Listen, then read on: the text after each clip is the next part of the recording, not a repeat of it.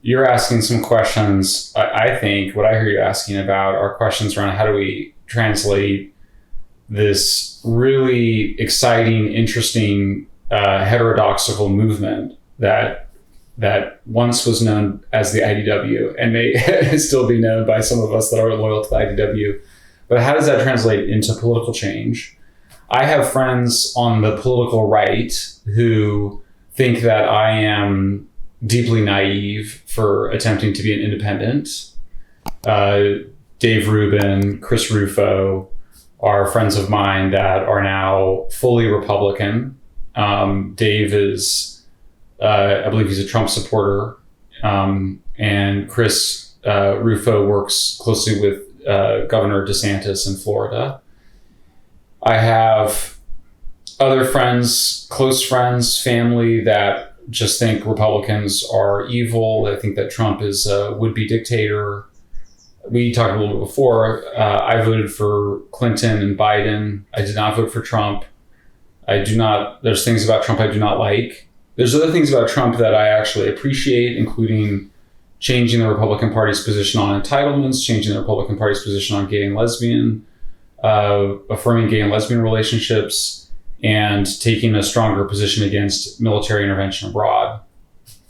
But there's other things, the way he spoke about women, the way he spoke about disabled people, some of the personality stuff, and the chaos. There's a lot of big clown energy in Trump that I think was destructive we needed some stability, which is why I voted for Biden. But obviously Biden, I think you and I would probably agree, has been a terrible president. So what do we do? Well, let me just say, Biden has been an absolute disaster, a predictable one. I didn't vote for him. I didn't vote for Trump either. Did you vote for Justin Amash? No, I voted for Tulsi Gabbard. Okay. The fact is, and this is something I believe people in your position and my position need to confront others who are fed up with our system over. I know far too many incredibly smart people who have arrived at what I think is the incredibly foolish choice to not vote. And the problem, as I see it, is that when you don't vote, you become indistinguishable from all of the people who don't vote because they're apathetic. And I get that you don't have a vote in front of you that makes sense and that you personally may feel that you're protesting by not voting. But why would you deny the power of your vote to all of those of us who are trying to figure out how to dislodge the duopoly before it's too late, right? So my point would be a protest vote, an actual protest vote is very powerful potentially. If enough of them, most of us are fed up. If we were to actually allow ourselves to be counted as something different than apathetic, that we would be a force to be reckoned with. Yeah. But I'm also disappointed that when somebody like yourself stands up and, takes the risk of daring to, run in the open for governor, what I hoped would happen and what I tried to get to happen by trying to call attention to your candidacy on Twitter was I hoped that all of the people that we are in conversation with would stand up and say, hey, this is the moment, right? This is the moment for a real challenge to be made. And, there were a few who did, but I must say I was disappointed not to see I hate the term influencer. I think it's a terrible term. And the problem is influencers are not leaders and we need leaders. But all of the people in the vast heterodox influencer group, I think could have made the difference. And well, let me say something about the run because you were right to detect an opportunity, which is that we have an open primary system in California. So it's the top two vote getters. And it means anybody can vote for anybody. So Democrats can vote for Republicans vote for Democrats, and anybody can vote for independent. I ran as an independent, which in California is called no party preference. Yep. So the opportunity here was and we had a weak Republican field. So the opportunity here was that everyone assumes the governor would come in first, and there was an opportunity to come in second. I came in third. It looks like I'll probably have around 4% of the vote, and and the person that came in second will have something like 13%. There was a scenario to get to be in second, but we needed a lot more money. and we got in late. I was intending to back the former mayor of San Diego. He decided not to run because he didn't think he could win. And he didn't decide not to run until January. So I only got into the race in early March. So we had 3 months. So long story short, we didn't have the money. We didn't have the time.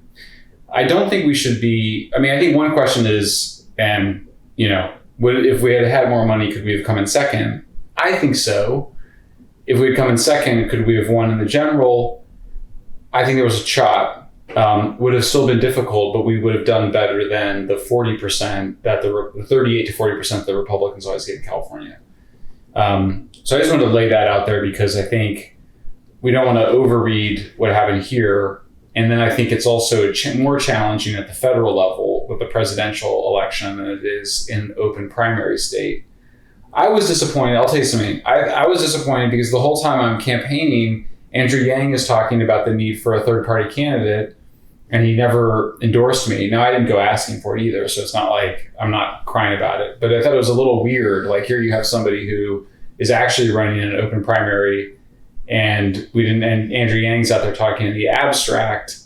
So for me, I wasn't upset about it. It was more weird. Like, why would you talk abstractly about supporting somebody independent rather than actually supporting somebody that was independent? Well, a number of things. There are 4 or 5 things in there that I think need a response. One of them is, I think Trump did us one huge service, which was that he demonstrated that the duopoly could be beaten even at the top level, right?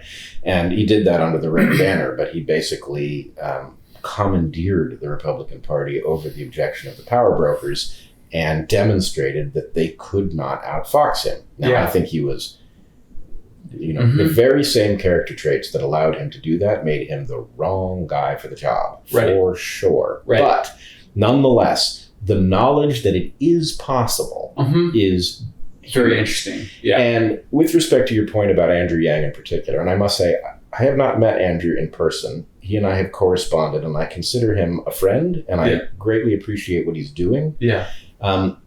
But his failure to show up for you, I think, is emblematic of a larger issue, which is the kinds of people who break first, who enter this world and start trying to think outside the box about could you come in second in a California open primary, and then once you have the attention of the public, because who is this person who came in second, you could at least change the conversation, if not be elected to the office. That's a pretty clever ploy, right? Right. I mean, I don't mean to use the word ploy negatively. No, totally fine. As a strategy. Yeah, sure. It's a tactic. It's tactic. There's an opening in California. Yeah.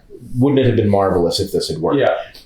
But you got to be a little bit of a lone wolf to think that way, right? And so you have lone wolf disease. I have lone wolf disease. So does Andrew Yang, Justin Amash, Tulsi Gabbard. And so the problem is, all of the people who see this opportunity before it's obvious are also people who have a little trouble confederating. And a little trouble. Well, that's why we like IDW as that's supposed to be the banner, but nobody liked IDW. So, well, look, I think IDW, personally, I hope I don't get myself in trouble with my brother who coined the term, but my sense is that IDW was a prototype, and that effectively the mission becomes, how do we make the 2.0 version and the 3.0 version until we get something that self-catalyzes at a level that it actually can wield power responsibly. And I thought it was a very responsible group, but it was it was an abstraction. And in order to do what you were talking about, for example, or what I was talking about with Unity 2020, or what Andrew Yang is talking about with the Forward Party, you have to be, I'll borrow from the Christians, right? You have to be in the world, but not of it. You have to be strategically minded enough to play the political game without allowing the political game to take you over. Yes. And I very much, I don't know why. Eric came out strongly for you. Yes, I thought both you and your brother did. That was great. Yeah. But the question is, there are a lot of people who have a lot of influence who I think weren't sure what to make of you. And so it was just easier to say nothing. Yeah. And I really wish that they had realized it is inexpensive to say, I don't know this person. There might be something about them that is off, but they look good to me. And they could hardly be worse than what we've got. Or sure. Or even doing a Zoom. You do a Zoom call with me. That's super cheap. Right. Well, I guess. Or listen to the 6 hours of Joe Rogan that we recorded. I mean, those, we did a lot of podcasts.